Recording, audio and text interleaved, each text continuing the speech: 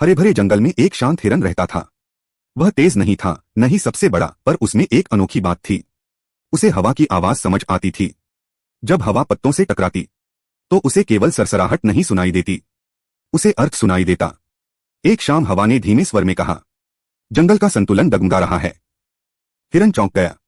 यह पहली बार था जब हवा इतनी बेचैन लगी। अगले दिनों में जंगल बदलने लगा। नदी का बहाव अनियमित हो गया। कुछ पेड़ अचानक सूखने लगे और जानवरों में डर फैल गया। हवा फिर बोली, जो सुन सकता है वही समझा सकता है। हिरन समझ गया कि संकेत उसी के लिए हैं, पर उसके मन में भय था। मैं तो साधारण हिरन हूं, अगर कुछ गलत हुआ तो? यहीं से उसकी कठिनाई शुरू हुई। सुनना आसान था, जिम्मेदारी उठाना नहीं। एक रात जंगल में तेज आंधी आई। पेड़ झुक गए, रास्ते टूट गए। हवा ने जोर से कहा, अब निर्णय का समय है। हिरन के सामने दो रास्ते थे। एक सुरक्षित पहाड़ी की ओर, जहां वह अकेले बच सकता था। दूसरा जंगल के बीचों बीच, जहां डर और अनिश्चितता थी। उसके पैर कांप रहे थे। भाग जाना सबसे आसान था, लेकिन हवा ने आखिरी बार कहा, साहस का अर्थ भय का न होना नहीं, बल्कि भय के साथ आगे बढ़ना है। हिरन ने भागने के बजाय जंगल में लौटने का रास्ता चुना।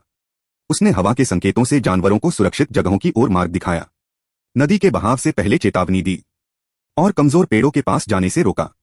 सब आसान नहीं था। कुछ जानवरों ने उसकी बात नहीं मानी, कुछ ने उस पर भरोसा नहीं किया, पर हिरन डटा रहा। हर कठिन क्षण में हवा उसका मार्गदर्शन करती रही। धीरे धीरे जंगल ने सांस ली। आंधी थमी। जंगल फिर शांत हुआ। हिरन अकेला खड़ा था, थका हुआ लेकिन स्थिर। हवा अब हल्की और स्नेहिल थी। उसने कहा, हर कोई तेज नहीं होता, पर हर किसी का एक काम होता है। हिरन समझ गया, उसकी नियति भागना नहीं थी, बल्कि सुनना, समझना और साहस दिखाना थी। अब वह सिर्फ हिरन नहीं रहा, वह जंगल की आवाज बन चुका था।